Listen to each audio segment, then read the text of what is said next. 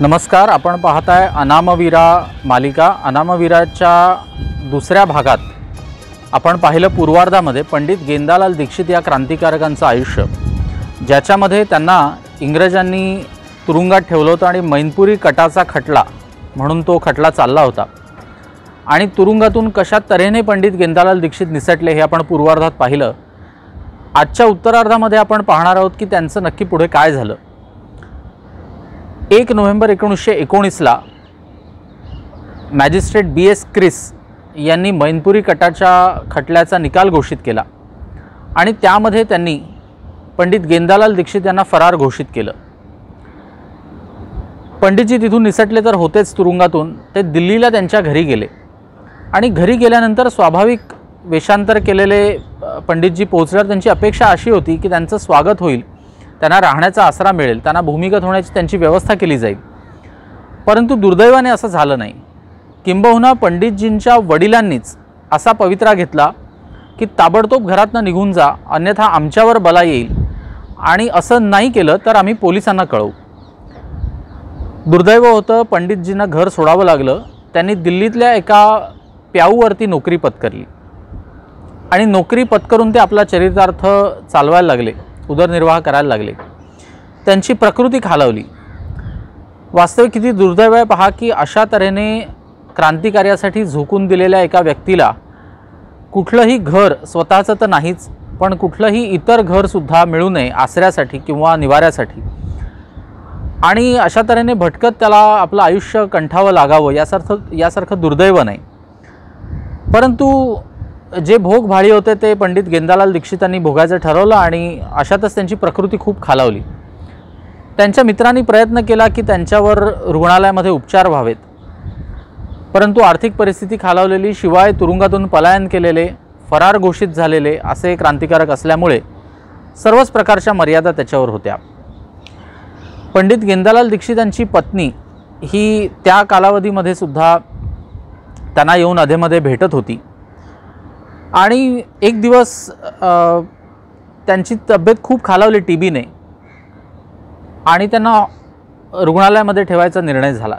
त्यांच्या भावाने आणि मित्रांनी ठरवलं। त्यांनी आपल्या पत्नीला बोलावून घेतलं आणि पत्नीच्या डोळ्यामध्ये अश्रू होते।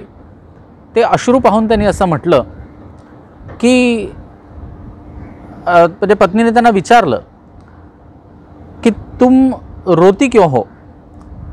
पत्नी ने रोते हुए उत्तर दिया, मेरा संसार में कौन है। ते पंडित जी जे उद्गारले ते वाचण्यासारखं आहे। पंडित जी ने एक ठंडी सांस ली, मुस्कुराकर कहने लगे, आज लाखों विधवाओं का कौन है, लाखों अनाथों का कौन है, 22 करोड़ भूखे किसानों का कौन है, दासता में जकड़ी हुई भारत माता का कौन है। जो इन सबका मालिक है वही तुम्हारा भी। तुम अपने आप को परम सौभाग्यवती समझना। यदि मेरे प्राण इसी प्रकार देश प्रेम की लगन में निकल जावे और मैं शत्रु के हाथों न आऊं, मुझे तो दुख तो केवल इतना है कि मैं अत्याचारियों को अत्याचार का बदला न दे सका। मन ही मन में ही रह गई। मेरा यह शरीर नष्ट हो जाएगा, किंतु मेरी आत्मा इन्हीं भावों को लेकर फिर दूसरा शरीर धारण करेगी। अब की बार नई शक्तियों के साथ जन्म लेंगे, शत्रुओं का नाश करूंगा। उस समय उनके मुख पर एक दिव्य ज्योति का प्रकाश छा गया। आप फिर कहने लगे, रहा खाने पीने का सो तुम्हारे पिता जीवित है, तुम्हारे भाई है, मेरे कुटुंबी है और फिर मेरे मित्र है जो तुम्हें अपनी माता समझकर तुम्हारा आदर करेंगे। याच्यानंतर मग त्यांच्या भावाने त्यांची अवस्था बघितली आणि त्यांनी हॉस्पिटलमध्ये पुन्हा दाखल करण्याचा निर्णय घेतला। त्यासाठी त्यांच्या पत्नीला एका दुसऱ्या ठिकाणी ठेवून तो पुन्हा हॉस्पिटलमध्ये आला आणि त्याने बघितलं तर पंडितजींचं शरीर, मृत शरीर केवळ त्या शय्येवर पडून होतं। 21 डिसेंबर 1920 हा तो दिवस होता ज्या दिवशी दिल्लीतल्या त्या रुग्णालयामध्ये TBने त्यांचं निधन झालं। पंडित गेंदालाल दीक्षित म्हणत असत, थाती नरतन पायके क्यों करता है नेह, मुह उज्ज्वल कर सौंप दे जिसको जिसकी देह. पंडित गेंदालाल दीक्षितांबद्दल एवढी माहिती आज सुदैवाने उपलब्ध आहे. याचं कारण स्वतः श्री रामप्रसाद बिस्मिलांनी हिंदीमध्ये गेंदालाल दीक्षितांचं चरित्र लिहून ते कानपूरहून प्रसिद्ध होणाऱ्या प्रभा नावाच्या नियतकालिकामध्ये 3 सप्टेंबर 1924च्या अंकात अज्ञात या टोपण नावाने लिहिलेलं आहे.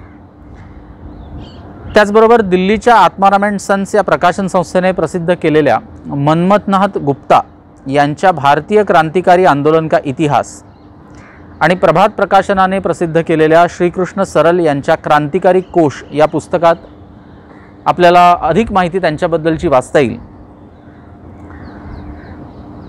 अशा प्रकारचे क्रांतिकारक आजवर आपल्याला इतिहासातून कधीच भेटले नाहीत, त्यांचं दर्शन आपल्याला घडलं नाही. आणि म्हणून अनामवीरा या मालिकेचा हा एक उद्देश आहे की अशा तऱ्हेने अल्पज्ञात क्रांतिकारकांची ही देदीप्यमान आयुष्य आपल्यासमोर यावीत, अधिकाधिक तरुणांना, अधिकाधिक भारतीय नागरिकांना त्यांची ओळख व्हावी, तो इतिहास पुढे जावा. आणि म्हणून या मालिकेला, या चॅनलला सबस्क्राईब करा. पुढचे जे क्रांतिकारक आहेत ज्यांचं आयुष्य आपण पुढच्या भागामध्ये पाहणार आहोत ते महाराष्ट्रातलेच आहेत. आणि तोपर्यंत या चॅनलला सबस्क्राईब करून आपण अपडेट मिळवण्यासाठी तयार राहा. तेव्हा भेटू पुढच्या भागामध्ये, अनामवीराच्या 3ऱ्या भागामध्ये. धन्यवाद. नमस्कार.